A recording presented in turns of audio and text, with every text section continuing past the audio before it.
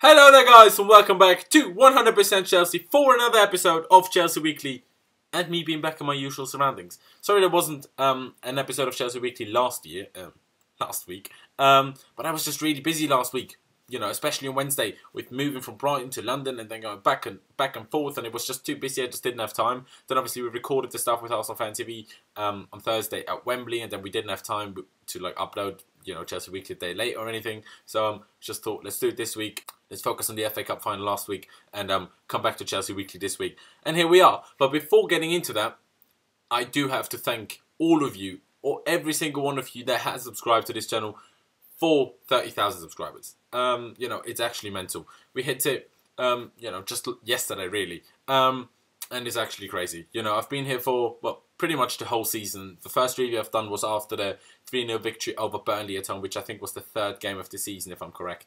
And, you know, obviously I watched Louis do his stuff when I was in England for the West Ham game, the first game of the season. So I've been pretty much around for the whole year. And, you know, first of all, it's been a great experience for me personally. I think in doing this, the presenting, the YouTubing, I've improved massively since coming on here and since starting. You know, I've gotten to do so many great things. You know, I just was allowed to go into Wembley to film stuff. Like, it's absolutely mind-boggling to me still. It's absolutely crazy. We've had a great year, and as I said, you know, thank you so much for subscribing to this channel. You know, keep watching our channel. We will bring more and more content out. It will improve. It will constantly improve. The more subscribers, the more views that we get, the more we're capable to improve everything. You know, we will definitely not stop. We will keep going, and you know, we won't stop over the summer either. You know, we will keep going. There's no stopping really. Obviously, there will be less content, I suppose, than there will be during the season because obviously there's no games.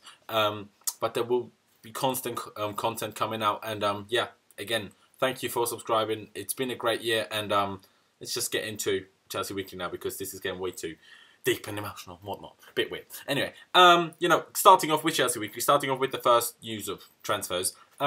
We've actually sold someone. We've sold two players actually, but starting off with Begovic, we have sold him for around £10 million to AFC Bournemouth, which is a move that we all expected to happen. Not necessarily to Bournemouth, although they were favourites, but that he was going to move away was, you know, was obvious. He wanted to leave in January. We wanted to grant him that wish if we were able to find a suitable replacement for him, which we didn't. So he had to stick around until the end of the season, and now he has been sold to AFC Bournemouth.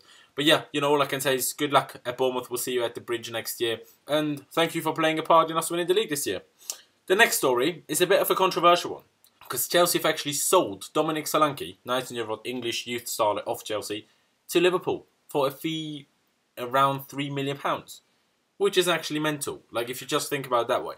But if you have more information, if you think about it more in depth, there have been so many reports that Dominic Solanki wanted weekly wages of £60,000 or more. And he's 19. Like, he's not played... Has he played a professional game for us yet? I'm not even sure. He was in the first team squad all year long, and Antonio Conte hasn't used him once. I think he was on a bench maybe once, but he hasn't played a single minute. So I don't really know where it's coming from that he thinks he's worth that much money. But, you know, if he won't sign a deal in any other circumstance than getting that much money, and we won't grant him that demand, there's no other choice than sell him. Obviously, I would have rather not sold him to a rival, but at the end of the day, we've got Tammy Abraham, who's, you know, literally 2 weeks or a week younger than Dom Solanke is, and who's been playing professional football a lot, especially this season. Finished only 4 goals behind the Championship's top scorer, and that with Bristol City, who only finished 17th, which just meant that he's had an incredible season. The highest scoring teenager ever in the Championship, to my knowledge. And, you know, if you weigh them two up against each other and you decide, well, we can only really try to get through our system one of them, it's probably going to have to be Tammy Abraham, especially with the demands Dominic Solanke is having. That's, in my opinion, not on. Coming to the next story, which is about Benjamin Mendy. Obviously, I've talked about him before, I think. 22-year-old French left-back from AS Monaco. And, you know, like I said, we've been interested in him. There have been reports that we're interested in him for a while. But now there have been new reports that Antonio Conte has actually called contacts in France to ask them about Benjamin Mendy's off-pitch, you know, personality, his character, his attitude, and, you know, all that kind of stuff. It clearly, you know, shows that Antonio Conte knows what kind of players he wants. Yes, what they do in the pitch is very important, but, you know, it has to fit him and his style of coaching and stuff their personality as well. So I think that is very good generally. I think he's a very good left wing back, and I do think, you know, that both wing back positions are positions in which we definitely need strengthening. Not necessarily replacing the ones we've got, but we need someone there. Like, we only have Alonso and Moses. Yes, there is Aina, and you could play Aspilicueta there, but that's just, you know, it's just make-be, isn't it? Like, it's not a proper. They're not proper wing backs. They're not where we don't want them to play there. Aina possibly, but like, he's not there yet. Otherwise, Conte would have used him more. So I think in those positions we need strengthening. So I would be very much in favour of signing Benjamin Mendy, actually. And the last story of today is about Diego Costa, who actually gave an interview in which he said he will only leave Chelsea for Atletico. China's not on, you know.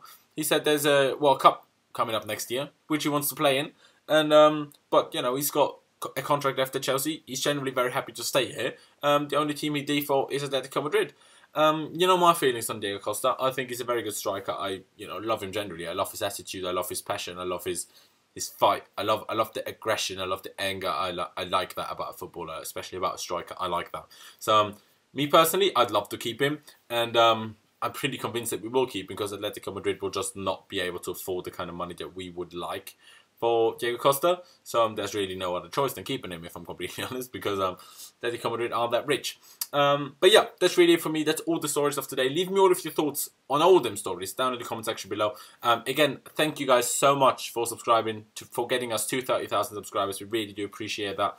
On to the next one, you know, on to 40,000, on to 50,000, and you know what's coming after that. You know what's coming after that. Leave a like if you did enjoy the video. Subscribe if you haven't already. Really, please subscribe. You know, it will be up here or up here. I don't know. It will be somewhere. Anyway, thanks for watching. Up to Chelsea. And I'll see you next time.